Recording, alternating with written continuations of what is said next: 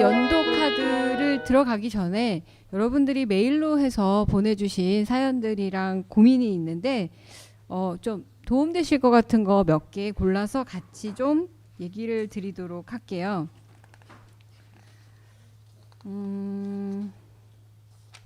여기가 더운 건가요? 그쵸? 너무 껴입고 왔나 봐요. 감기 걸릴까 봐 이랬는데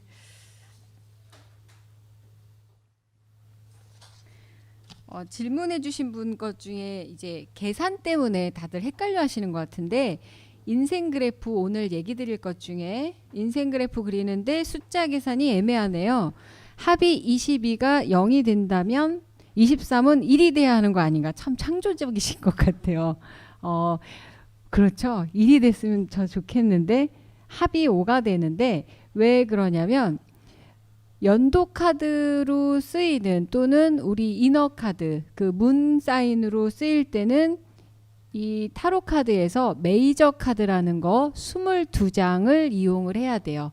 타로 카드 전체 구성을 아마 제가 얘기를 안 드려서 헷갈리실 수 있는데, 타로 카드는 총 78장이에요. 그리고 78장은 또 여러 단계로 나뉘는데 제일 크게 나뉘는 게 첫 번째가 메이저 카드 22장.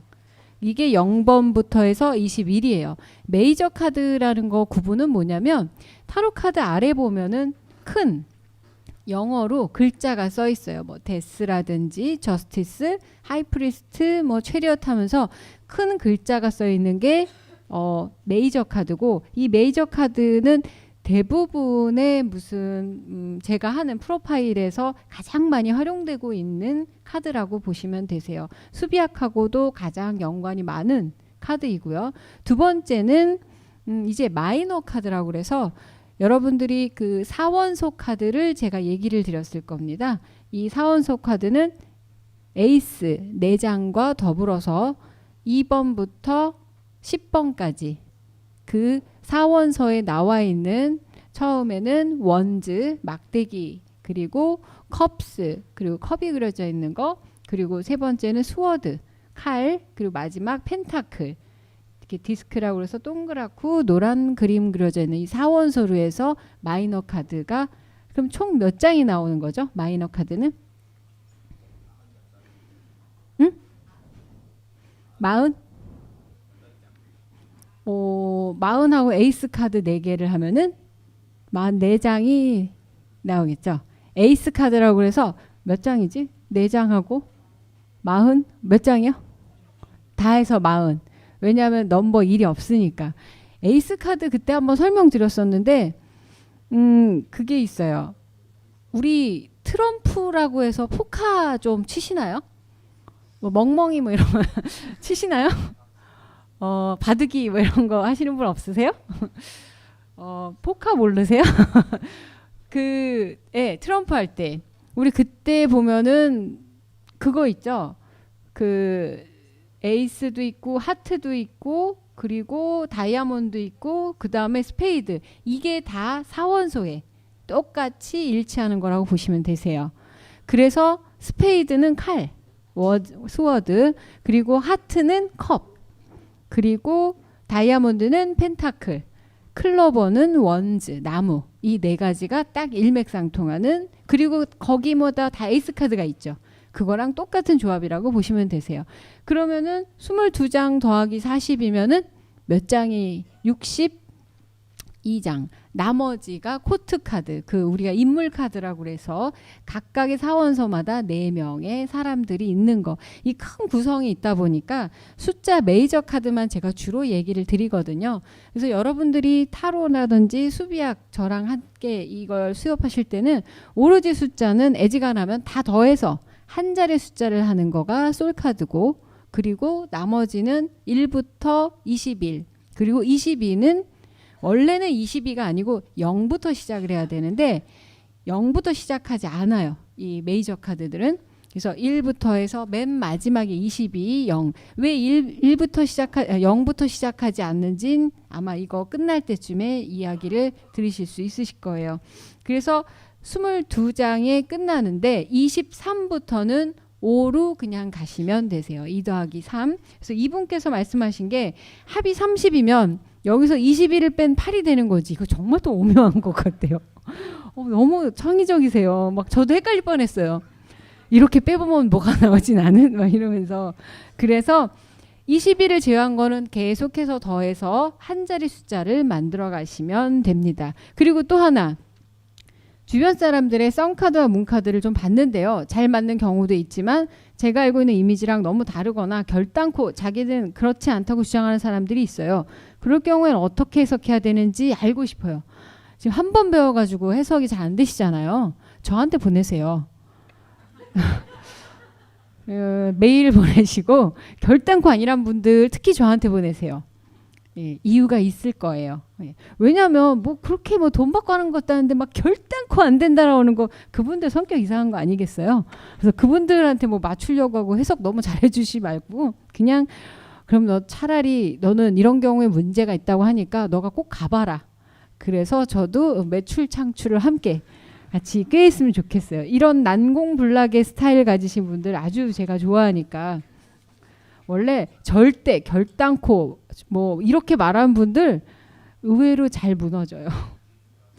그리고 대부분이 이 계산 때문에 좀 고민을 많이 하신 것 같은데 그거는 크게 예 강원도에서 매주 오시는 분이 계세요. 정말 감사드려요. 제가 어떻게 보답을 해드려야 될지.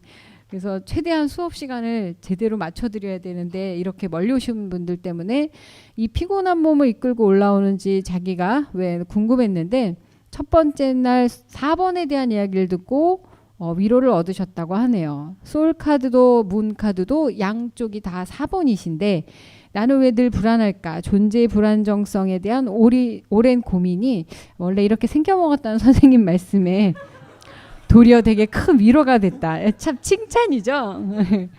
근데 그렇게 생겨먹었다라는 거가 나쁘지 않다라는 게 더 중요한 거예요. 불안하기 때문에 더 잘 살 확률이 높거든요. 여러분들 무대 나가서 막 우리 학교 다닐 때 보면 좀 주접가의 친구들이 있잖아요. 안 시켰는데 나가고 잘하든 말든 밖에 나가서 하고 이런 사람들이 자신감이 높을까요? 셀프가 되게 높은 사람들이 나가서 그러지 않아요. 눈치가 없는 사람들이 나가서 그래요. 남들이 나한테 어떻게 생각하든 나는 상관없어. 나는 그냥 내가 막 할 거야. 이런 사람들이 나가서 막 그러지 셀프가 강해서가 아니에요.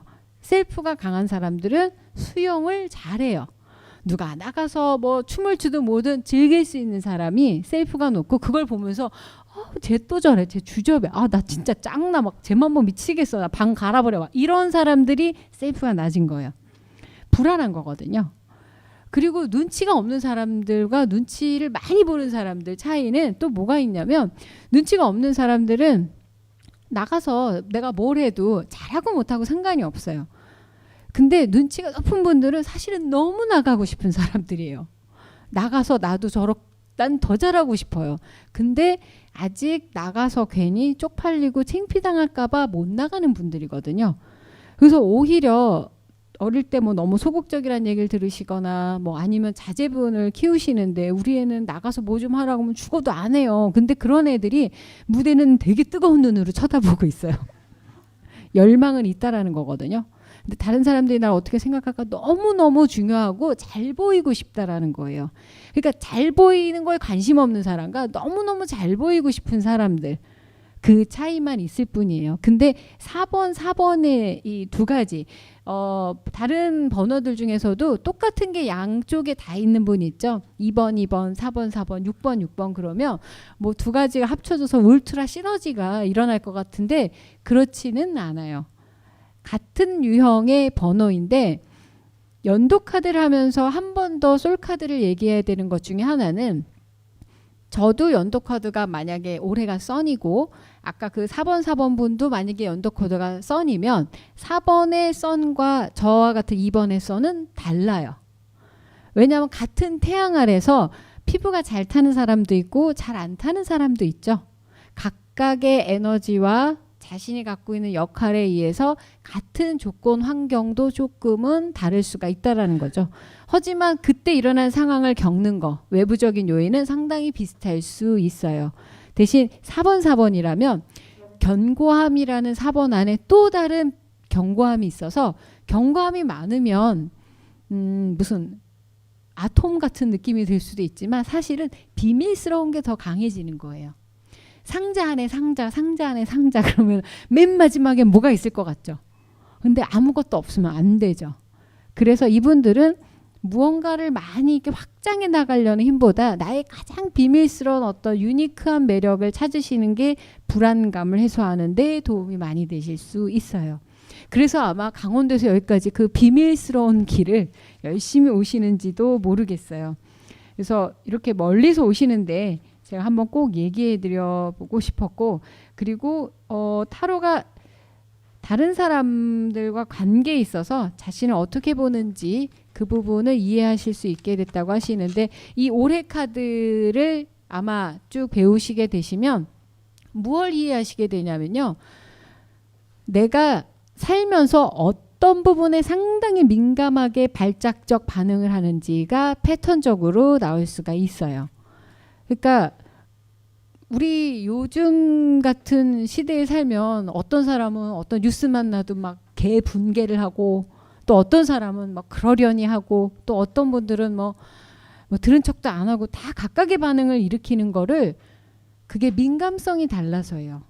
그런 분들이 또 자기네 아파트에 고양이 밥 주면 또 난리를 쳐요. 그거는 왜 민감하지? 근데 그게 나쁘다 좋다라고 말할 수는 없어요. 그래서 각자가 자신이 민감한 부분, 외부의 스트레스에 어디가 가장 민감하게 반응하는지를 패턴화해서 찾는 게 바로 연도 카드의 이야기라고 보시면 되죠. 제가 또 중간에 또 심심하거나 아니면 좀 좋으실 것 같을 때 질문을 하나씩 넣도록 할게요. 목소리 잘 들리세요? 예. 제가 감기 기운도 있고 계속 좀 중년은 중년인가 봐요. 더럽게 피곤하네요. 막 다들 붕어를 먹어라, 뭐 홍삼을 먹어라 막 이러는데, 예, 이어 카드 계산하시는 거 방금 전에 좀 한번 설명을 해드렸고요. 자신의 생일 더하기 그리고 올해 연도를 하시면 됩니다. 그 다음 연도 카드라는 거, 제가 제일 중요하게 하는 것 중에 하나예요. 솔 카드 다음으로 이게 제일 중요해요. 물론 이너 카드도 그 문 사인도 중요하지만, 근데 선 사인과 문 사인은 그 사람의 성격적인 얘기를 많이 해야 되기 때문에 사실 그렇게 중요하지는 않아요. 그 사람이 성격이 되게 알고 싶다라고 하기 전까지는. 근데 성격은 또 그 다른 사람한테 반응하는 어떠한 반응이기 때문에 맞다 틀리다 이런 걸 떠나서 그냥 풀어보는 거고, 대신 연도 카드는 왜 중요하냐면 그 해마다 스스로에게 던지는 질문이면서 현실이란 혼란 속에서 미래로 한 번 나아가게 해주는 지팡이다. 아주 좋은 말은 다 썼는데 저는 연도 카드에 많이 의지하면서 살아요. 그게 저의 인생의 10주년 계획이 되기도 하고 올해의 계획이기도 한 거죠. 근데 그 플랜이라는 게, 여러분들은 학교 다닐 때 플랜도 뭐 시험 공부 계획도 짜봤고, 또는 뭐 여름방학 겨울방학 스케줄해서 플랜도 많이 짜보시고, 회사 다니면서 매일매일 플랜을 짜요. 왜 짠다고 생각을 하세요? 플랜이라는 건 어떤 목표가 있어야 돼요. 그 목표에 다다르기 위한 구체적인 전략일 수도 있고 전술일 수도 있고, 또는 그걸 통해서 성취하는 거를 보기 위한 거거든요. 근데 연도 카드에서의 플랜은 목적이 하나예요. 그 해에 쓸데없는 고민을 하지 않는 거예요. 우리는 매일매일 아주 수많은 이 선택과 그 갈등과 고민을 하면서 하는데, 대부분은 정말 나한테 필요도 없는 고민을 많이 하고 사실 확률이 되게 높거든요. 요즘 뭐 루시라는 영화 보니까 우리는 뇌를 뭐 90%도 안 쓰고 뭐 몇 프로도 안 쓰고 있다고. 근데 우리는 너무 쓸데없는데 고민을 정말 한 90%쯤 쓰고 있어요. 얼마 전에도 그 어떤 분이 상담을 오셔가지고, 대부분 근데 쓸데없는 고민이 가중이 되는 때가 어떤 환경 요인에서 생기냐면 나이라는 환경 요인이 제일 커요. 제가 9수라서, 뭐 제가 이제 30이 돼서, 마흔이 돼서 이제 노년이 돼서 그러려면 갑자기 현실적인 인간이 돼요. 맨날 그냥 아무렇게나 살다가 이제 30쯤 됐는데 결혼해야 되지 않을까요? 뭐 여태 뭐 했는데. 그리고 40쯤 돼서 아 이제 좀 그 탄탄한 뭔가를 쌓아야 되지 않는가? 왜 갑자기 40에? 뭐 이제 좀 애를 낳아야 되지 않아요? 왜 갑자기 남자친구도 없는데 애 얘기는 왜 하시는지 모르겠어요. 30 중반의 여자분이 오셔서 결혼이 어떻게 될까요? 왜 갑자기? 애도 낳아야 될 것 같고 남자는 있나요? 없는데요. 뭐 그럼 어떻게 애를 낳으려고? 그 뭐 노사하니 어쩌고 일단 병원 가서 낳을 수 있는지 없는지는 알아보라고 했어요. 여자가 나이만 들면 다 애 낳나요? 불임이 얼마나 많은데요. 그리고 남자분들도 다 뭐 결혼만 하면 애 낳나요? 부실한 분이 얼마나 많은데요. 근데 뭐 이렇게 당연하게 생각하고 와서 나이가 이쯤 됐으니까 뭐 해야 되지 않을까요? 이런 보편적이고 타당한 것 같은 쓰레기 같은 고민을 하고 오신다라는 거죠. 다 때가 있는데 맞아요. 나한테 맞는 때가 있다라는 거예요. 물론 전 세계적으로 규범적으로 제가 뭐 나이가 40 중반인데 비보이가 되겠다고 뭐 대가리를 돌리고 뭐 힘들겠죠. 하지만 노력을 하고 싶다라면 배울 수는 있을 것 같아요. 근데 정말 배워보고 싶기는 해요. 막 댄싱 라인 보면 막 나도 몸이 막 움직여지고 하는데 남이 보기에 괴로워도 저는 되게 즐겁긴 하니까. 근데 어쨌건 우리가 살면서 그해 나한테 딱 필요한 고민 하나만 잡고 가도 그러면 이거 하나만 하면 나머지는 어떡하나요? 살다 보면요. 기억도 안 나는 한 해 한 해가 너무 많아요. 작년에 뭐 했는지 구체적으로 다 기억나세요? 뭘 성취했는지. 난 올해도 기억이 안 나요. 하나밖에. 해 떴으니 존에 나가서 일하자. 누가 일하자 그러면 그냥 일하고 이거 하자 그러면 그냥 하고 나오라 그러면 나가자. 불평도 하지 말고 귀찮다고도 하지 말고 뭐 이익도 따지 말고 뭐 하고 이거 하자 그러면 해요. 저거 하자 그러면 저거 할게요. 이거 뭐 하지 말라고 뭐 할 수 없죠. 힘 닿는 데까지 하자가 그냥 올해 고민이에요. 그래서 여기까지 와 있어요. 제 계획과는 아무 상관도 없어요. 아까 유료 강연 뭐 제 계획 아니에요. 하재요. 그럼 뭐 하세요. 해보는 거예요. 올해 12월까지는 내가 그렇게 한번 살아본다. 그리고 나서 나온 결과를 가지고 다시 플랜을 세울 거라는 거죠. 그래서 그 하나만 고민을 해도 의외로 바빠요. 이게 자꾸 입술에 붙네요. 마이크가.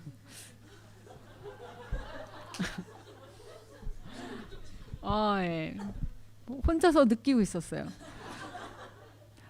아까 누가 너무 황당한 얘기를 해가지고 가을은 남자의 계절이래요.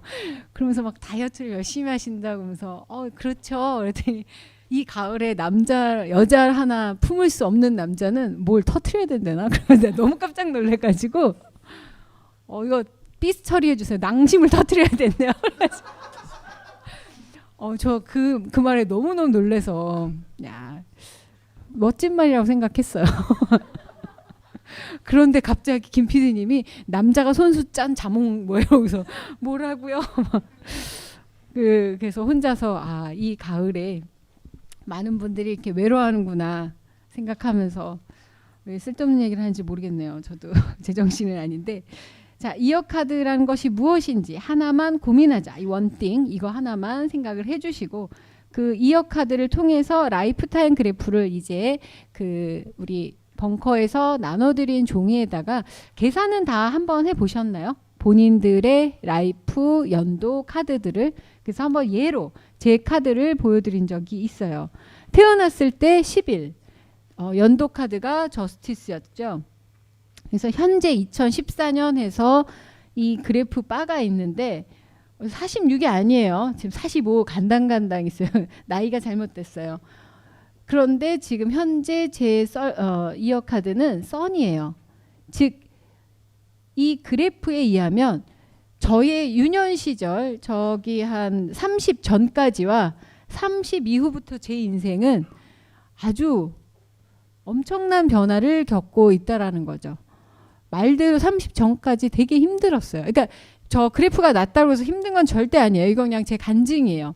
30 전까지 뭣도 모르고 상당히 좌충우돌하던 시절이었었는데 끝에 가서 항상 12에서 끝나죠.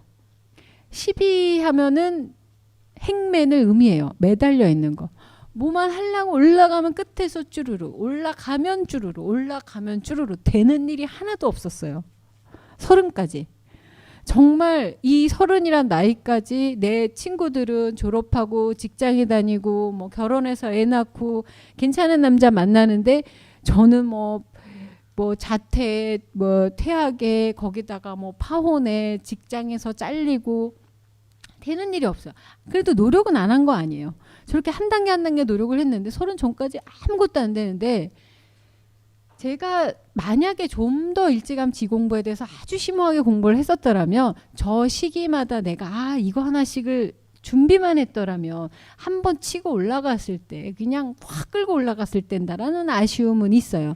근데 이제 30을 지나가면서 쭉 올라가는데 그 한 단계 한 단계 올라가는 것들에 대해서 이제 이 이어카들과 연동시키면서 제 인생과 상담하는 사람들의 인생을 연동시켜서 쭉 풀어보니까 한 가지 아주 훌륭한 점이 뭐냐면 그때에 일어나는 주변의 어떤 요소들 중에서 내가 가장 민감하게 생각했었던 부분들을 무엇인지 알기만 해도 다음번에 비슷한 상황이 됐을 때 내가 훌륭하게 체인징 엔딩을 할 수 있다라는 거죠.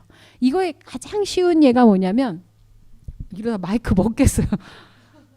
연애예요. 연애는 확실한 패턴을 가져요.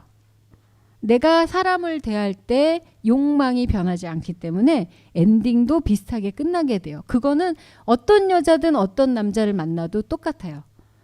내가 무엇 때문에 이러는지를 이해하기 시작하면 그 반응과 그리고 노력하는 방향이 달라지면서 엔딩을 바꿀 수가 있거든요. 그러면 그 전까지 있었던 관계에 있어서 이성 문제에 있어서 있었던 고질적인 문제들은 갑자기 눈 녹듯이 사라져요. 왜냐하면 내 욕망이 무엇인지 확실하게 알았기 때문이라는 거죠.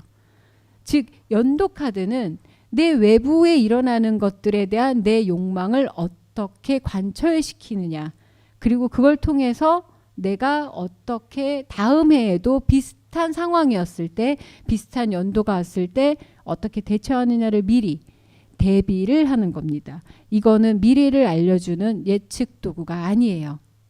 나의 패턴과 그 패턴을 통해서 어떻게 내적으로 성장하는지에 대한 그냥 시간표일 뿐이에요. 그래서 이걸 가지고 너의 인생은 이렇게 될 것이다 라고 말씀하시면 안 돼요.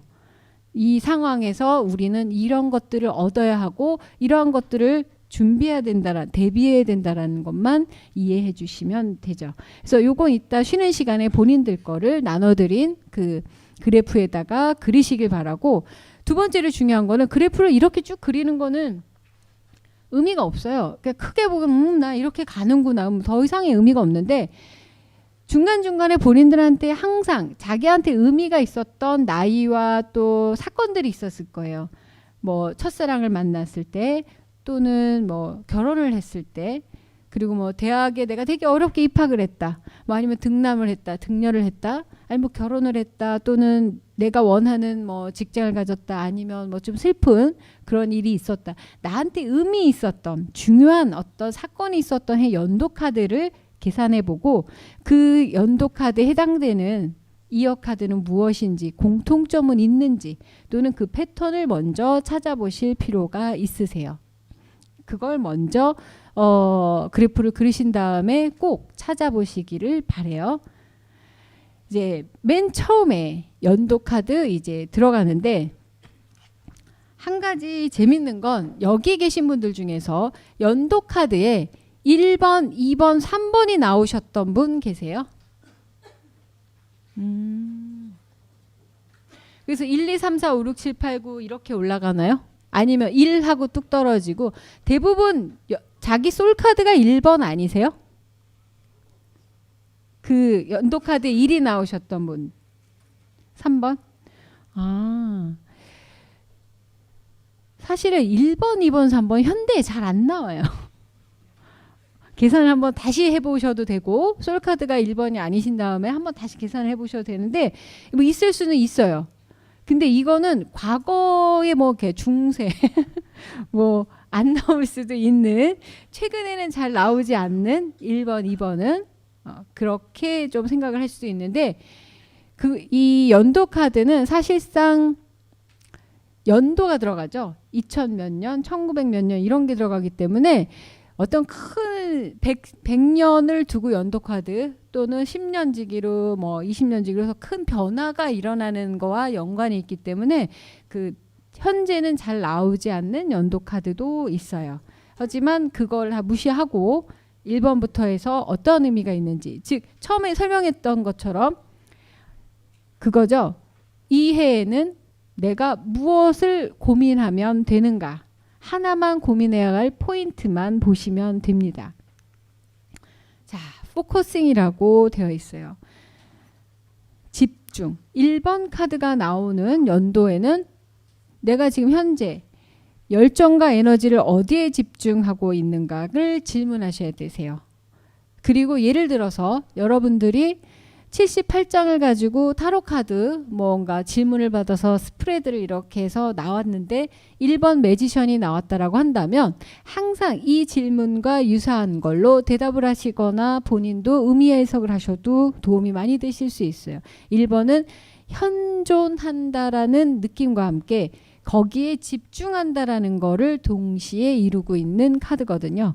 그러니까 이 1번이 지금 내가 쉽게 말해서 내가 지금 어디에 빨대가 꽂혔냐가 관건이에요. 그게 좋은 곳일 수도 있고 나쁜 곳일 수도 있고 또는 나한테 해가 되는 곳일 수도 있어요. 근데 중요하지 않아요. 누누이 얘기 드리지만 나한테 일어난 일들이 내 팔자가 아니고 이걸 뚫고 가는 게 내 팔자라고 했어요. 그렇다면 포커싱, 여기에서 열정과 에너지를 어디에 집중하고 있나. 공부를 해야 될 학생이 공부에 집중하지 않고 막 게임에 하고 있다. 그럼 이거를 뜯어 고치는 게 중요한 게 아니라는 거죠. 자, 학생이 공부를 안 하고 게임만 해요. 근데 그 연도 카드가 1번이에요. 그랬을 때 게임을 통해서 이 아이는 어떤 기술적인 습득을 하고 있는지를 찾아보셔야 되세요. 게임 중독을 겪으신 분이나 자기 자제분이나 또는 너의 애가 게임 중독에 빠진 것 같다라고 보신 분 계신가요? 본인이? 네, 그거는 뭐 중독이 아니고 삶이에요. 우리 아이가 게임에 뭐 너무 중독이 돼 있다. 우리 남친이 맨날 PC방에서 살아요. 없나요? 애기들 중에 다 공부 열심히 해요? 제가 나름 게임 중독 전문 상담이에요. 왜냐하면 제가 게임 중독 5년을 겪어서. 그래서 아이의 마음을 알아요. 어딜 가도 할 수 없는 얘기를 하죠. 무슨 서버를 이용하니? 막 이러면서. 그러니 그래서 지금 은행의 잔고는 얼마니? 그리고 무슨 스킬이 지금 돼 있냐? 무슨 종류의 게임을 하느냐? 그러면서 이 아이가 왜 거기에 쓸데없이 공부는 안 하고 왜 온통 거기에다가 열정과 에너지를 쏟고 있는지, 나가서 놀 그런 아이가 무언가 거기서 자신만의 피지컬리, 물리적으로 기술적 습득을 하고 있는 거예요. 외부에서 할 수 없는 것이기 때문에 이 안에서 가능한 것을 찾아서 하는 거거든요. 그래서 이 아이가 왜 기술적 습득을 여기서 배우고 있는지, 무엇을 찾고 있는지, 그리고 이 안에서 배운 습득된 이 기술과 이런 것들을 어떻게 스스로 판단하고 있는지 이성적 사고가 대단히 필요하다라는 거죠. 1번이 나왔을 때 제일 중요한 거는 내가 어디에 빨대를 꽂은 그 결과가 아니고 이걸 판단하는 이성이 제일 중요해요. 그래서 뭐든지 객관적으로 보실 필요가 있어요.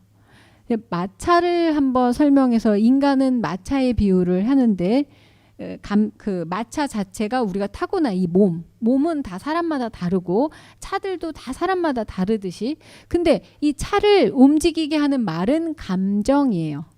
감정이 제일 중요해요. 원동력이에요.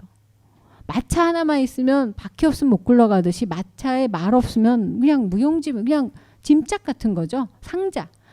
감정이 그 어떠한 존재들보다도 제일 핵심인데 제일 욕을 처먹고 살아요. 그래서 이성이라고 하는 마부가 맨날 당근과 채찍을 줘야 되고 때리고 빨리 달리라고 하고 멈추라고 하고. 근데 이성은 왜 존재하냐면 감정이 왜 저러는지를 이해하려고 고용한 거지 감정을 휘두르라고 고용한 적 없어요. 그래서 이성적 사고를 가지고 판단하는 의미는 뭐냐면 나는 왜 여기에 이렇게 열심인가를 이해하라는 거죠. 이성적 판단으로 이거는 현실적으로 쓸모없는 일이야. 치워버리거나 이거는 뭐 쌀도 안 되고 국도 안 되고 아무것도 안 돼. 치워버리라는 의미가 아니에요. 그렇게 고민하시는 게 여러분들이 매일매일 반복해서 고민하는 쓸데없는 고민의 일이라는 거죠. 현실적 기준이 본인의 이성이 되시면 안 되고 내 감정이 왜 이거를 가지고 이렇게 느끼는지를 이해하라는 게 우리의 이성이에요. 그 이성적 사고로 왜 이러한 것들을 열심히 하고 있는지를 고민해 보시라는 의미에서 이성적 사고가 필요하다라는 거죠. 그런 다음에는 단순하게 행동하셔야 돼요. 어떤 단순한 행동이냐면 자, 어머니들이 항상 이런 얘기를 해요. 우리 애가 게임 중독이에요. 예, 그렇군요. 많이 중독이세요. 그러면은 이 아이는 프로게이머가 돼야 되나요? 그럼 미친 소리를 하고 있어요. 그럼 공부는 포기하고 게이머를 시킬까요? 이 아이가 게임을 하는 이유는 다른 아이들과의 의사소통에 문제가 있어서 이 안에서 자신의 욕구를 분출하고 있는 겁니다. 예. 그러면 프로게이머는 성공할 수 있나요? 끝도 없어요. 내 얘기는 듣지도 않아요. 자, 결국에는 무언가 열중하고 에너지를 쏟는다라는 거에 있어서 다들 뭐라고 생각하고 있냐면 결과. 뭘 넣었으면 나와 인풋이면 아웃풋이라는데 밑빠진 독이라는 게 세상에 얼마나 많아요. 그리고 넣는 것만으로 충분한데도 많아요. 이거를 소모됐고 탈진했고 낭비했고 무언가 날아가 버리는 손해라고 생각하시면 안 된다라는 거죠. 심플하게 나는 그냥 하얗게 불태웠어. 이렇게 판단하실 수 있어야 돼요. 왜냐하면 필요 없는 걸 연소하는 시간이 필요해요. 자기가 쓸모없는 쓰레기를 막 팔고 결과물을 달라고 하면 그거 사기꾼 아니겠어요? 일본에서 쓰레기를 수입해오는 우리나라 같은 데서나 있을 수 있는 고마운 분 아니실까요? 일본 입장에서 보면 똑같은 거예요. 내 쓰레기를 열정과 에너지라고 해서 모든 게 이렇게 좋은 게 아니에요. 뭐 뻗치는 힘이 있죠. 이걸 어디에 쏟아 붓은 건데 그걸 막 그렇게 연소하고 불태워놓은 다음에 하는 얘기가 결과가 없네. 게임에서 무슨 결과 현질이나 안 했으면 큰 손해 안 본 거죠. 저 너무 많이 해가지고 실업급여를 다 날렸었어요. 그래도 간간히 그걸로 버텼었는데 6개월 실업급여가 날아가더라고요.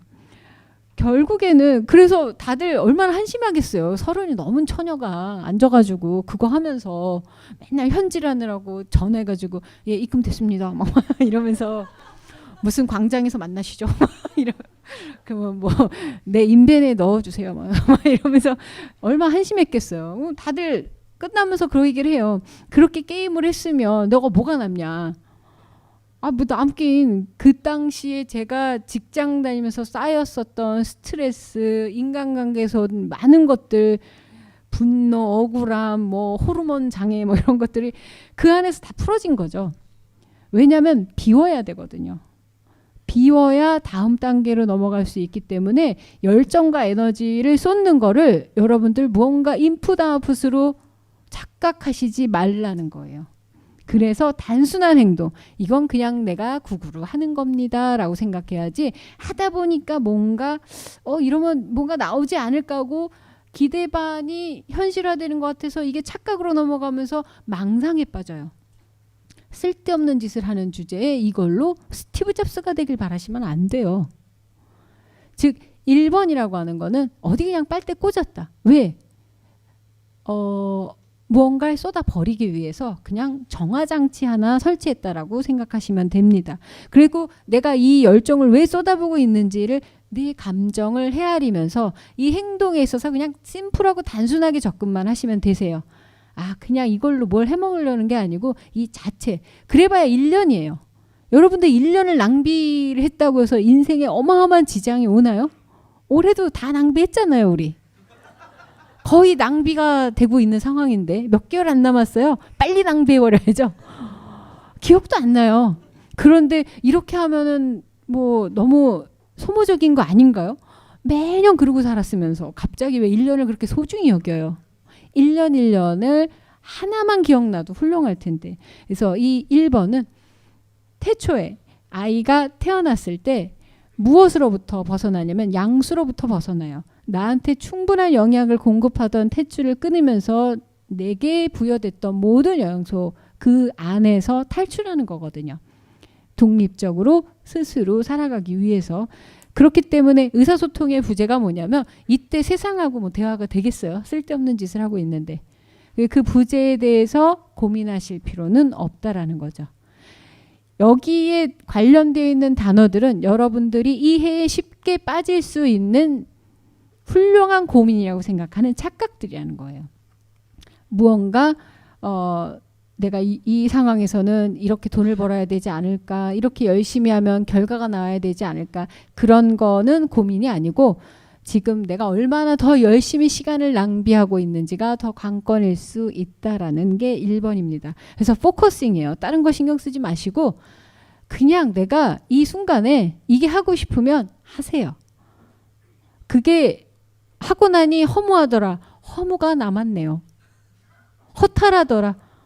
뭐 그럼 뭐 다 나갔으니까 이제부터 뭐 채우면 되겠죠? 메이크업 하면 돼요.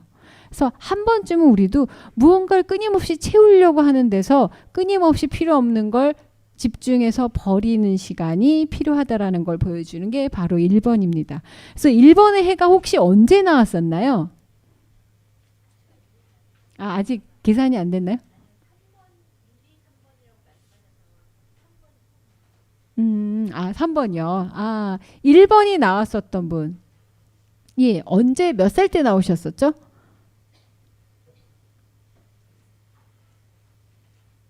네. 네. 예, 예.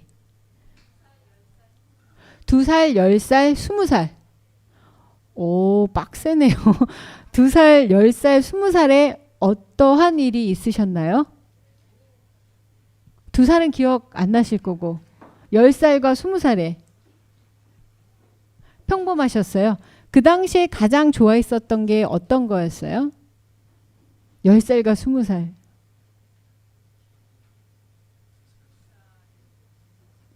네? 10살엔 별거 없었고 20살은 별거가 있었을 것 같은데 너무 많았어요? 다 쓸모없는 행동, 쓸데없는 거였죠? 예, 잘하셨어요. 왜냐하면 뭐 10살도 뭘 했는지 모르지만 맴맴맴 하고 지나갔을 거고 10살 때 여름방학이 제일 안 갔었던 것 같아요. 하루 종일 집에 앉아서 매미를 따라 부르는데 맴맴맴맴 이러고 아무리 노래를 불러도 하루가 안 가던. 근데 20살이면 사실 뭘 해도 낭비인 시간인 것 같아요. 그래서 오히려 20살일 땐 뭘 건지려고 하는 사람들이 안타까워요. 그냥 에너지를 분출하고 이렇게도 저렇게 해보고 뭐 그러다가 죽으면 유명해지는 거죠. 유명 인사나 되는 거고. 하지만 그 당시에 요즘 자꾸 제가 어머니들을 비난하는 거가 아니고 어머니들이 요즘 너무 많이 와요. 수시 때문에.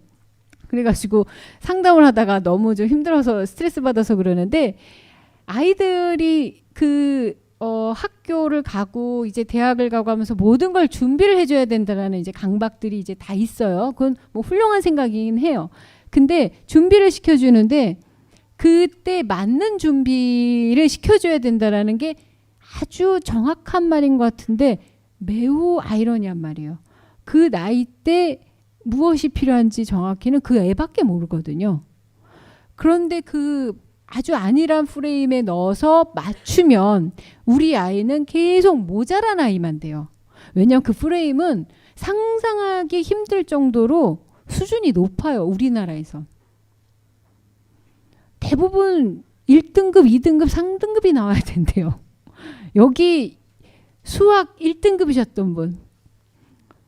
오빠. 영어 1등급.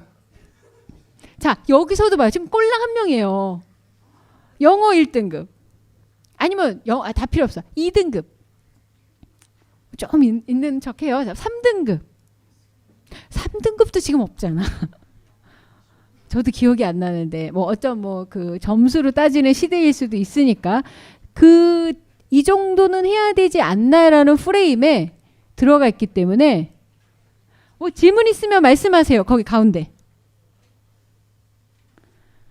즉 그 프레임 안에 넣는 것만이 능사가 아닌데 이게 준비라고 생각하실 때 이 어머니는 결국엔 애들을 데리고 정신병원에 가서 ADHD 진단을 받거나 아니면 우울증 진단을 받아서 약을 드시게 하는 상황밖에 안 되세요. 그 프레임을 정확하게 아시는 게 여러분들 인생이나 애한테도 중요하다라는 거죠.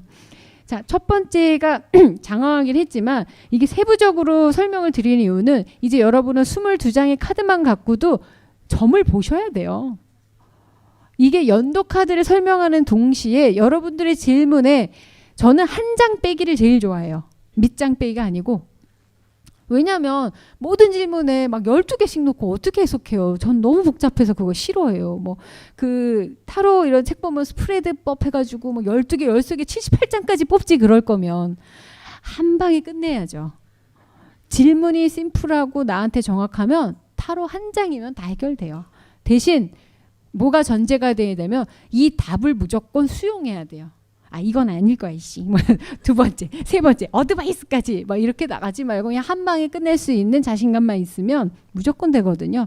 22장만 하시면 여러분들 모든 질문에 답이 될 수 있도록 그 정도까지는 해야 아무리 심화가 아니더라도 건져가실 수 있지 않겠어요. 그래서 1번은 바로 열정을 하얗게 불태웠어. 쓰잘데없이. 하지만 나는 그래야 채울 수 있다라는 거를 포커싱 하시면 돼요. 자, 두 번째 여사제 카드죠. 이너 보이스. 타이틀이 너무 아름답지 않나요? 내 거라서 좀 이쁜 걸 넣었어요. 이너 보이스, 내면의 목소리라는 거죠. 자, 쫙 탈진을 했더니 안에 공간이 비어요. 공간이 비면 소리가 돌기 시작합니다. 소리는 진공, 진동 이렇게 해서 각자의 공간에서 울림에 의해서 들리는 거거든요. 내 안을 비워야 내 안에 진짜 목소리를 내가 들을 수가 있어요. 왜냐하면 이것들이 빈 공간에서 울림이 들리기 때문이죠. 그래서 우리도 뭔가 감정이 막 쌓였을 때는 분출을 해야 그 다음에 배가 고파요. 그럴 때는 이제 나는 살 수 있다라는 거예요. 너무 슬퍼도 막 너무 슬퍼서 입맛도 없고 배도 안 고프고 막 울면 어느 순간에 갑자기 눈을 뜨면서 아, 좀 국물 좀 먹었으면 좋겠네 막 이런 생각이 들어요. 어제까지는 뒤지고 싶었는데 비웠거든요. 채우고 싶은 거죠. 살기 위해서. 그때 내 목소리, 내 국물을 먹고 싶다가 내 목소리가 아니고 살고 싶다라는 내 목소리가 바로 이너 보이스예요. 나에게는 어떤 주기가 있는가? 2번이 혹시 연도 카드에 나오시는 분? 아, 예. 뭐 저분은 돌을 닦고 계시는군요. 인생이. 이너 보이스가 나올 때는 한마디로 달을 생각하시면 돼요. 허리가. 허리가 요즘 안 좋아요.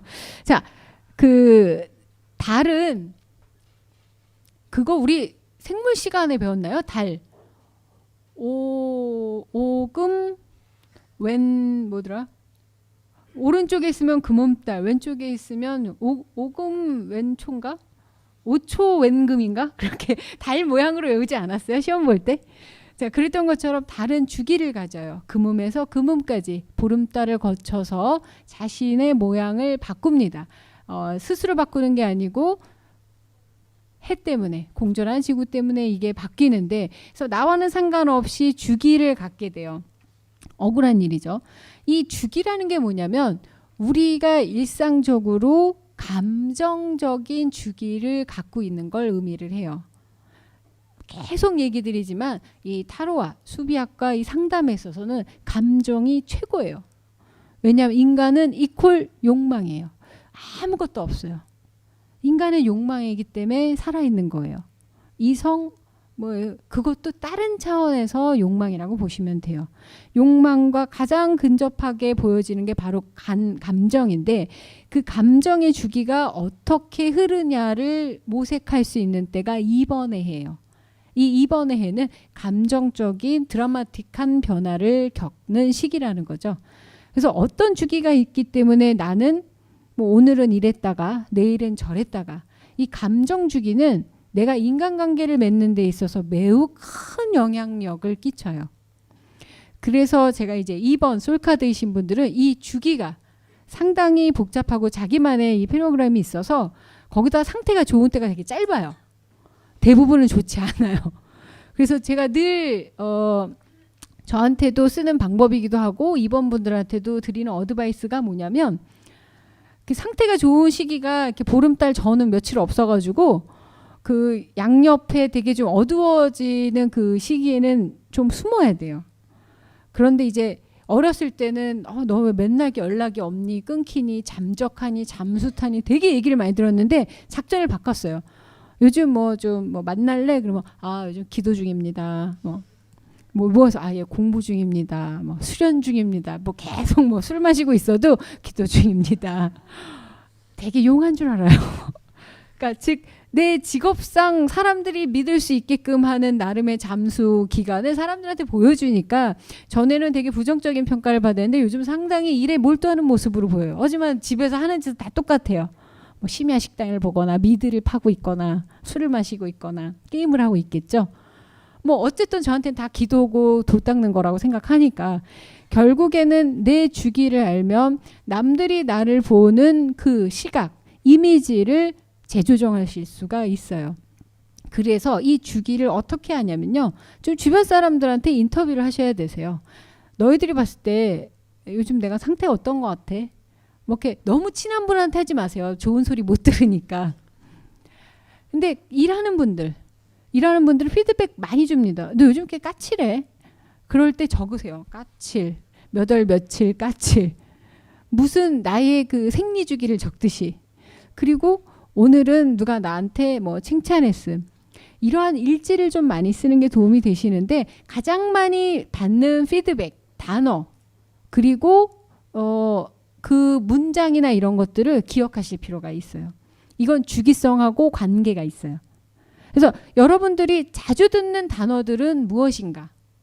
저 같은 경우는 그 인간관계에 있어서 그닥 좋은 평가를 많이 못 받았던 게 바로 그 일관되거나 연속성이 안 되는 거에 대한 피드백을 많이 받아서 아까 얘기 드렸던 대로 뭐 잠수 탄다, 사라진다, 연락이 안 된다, 전화번호 바뀌었음, 그리고 뭐 이사 갔음, 맨날 그렇게 청구서 되돌아옴 뭐. 그래서 그건 사실은 별로 좋은 피드백은 아니잖아요. 뭔가 범죄자 느낌이 나죠. 잠적하고 사라지고 돈꾼애 같잖아요. 돈 빌려서 사라져버린 느낌. 근데 이것들에 받는 피드백에 내가 스트레스를 받으니까 더 숨어버리게 돼요. 더 차단하게 되고. 그런데 이 상태가 좋을 때 또 기어나가고 싶거든요. 그래서 모른 척하고 안녕 여러분 막 이러고 나가서 내가 왔어. 막 그러면 받아주는 친구도 있지만 받아주는 내내 욕을 먹겠고 안 받아주는 친구는 또 영영 연락이 안 되고 점점 외로워지는 거예요. 그래 다른 외로운 거야 씨 막 이러고 있지만 그게 뭐야. 그래서 이 사람들이 내가 똑같은 빈 상태에서 다르게 보여질 수 있도록 내 스스로 그 단어를 전환하는, 감정 주기는 변하진 않지만 내 바이오리듬 비스무리한 건 변하지 않지만 남들이 나의 주기를 봤을 때 더 편안하고 좋은 방향으로 해석할 수 있게 바꾸기 위해서 이너 보이스가 필요하다라는 거죠. 그래서 이 시기에는 독립과 자립과 고립을 구분하실 줄 알으셔야 돼요. 자, 독립은 뭐고 자립은 뭐고 고립은 뭐냐? 다 비슷한 말이고 사전적 의미는 조금씩 다르긴 하겠지만 대부분 가족과의 관계에서 독립하고 고립을 헷갈려 하시는 분들이 많아요. 난 뭐 식구들이 나 신경 뭐 타치 안 해. 그건 고립이에요. 나도 뭐 엄마 아빠 하는 거 신경 안 써. 그건 고립이에요. 그거는 성장하고 아무 상관이 없어요.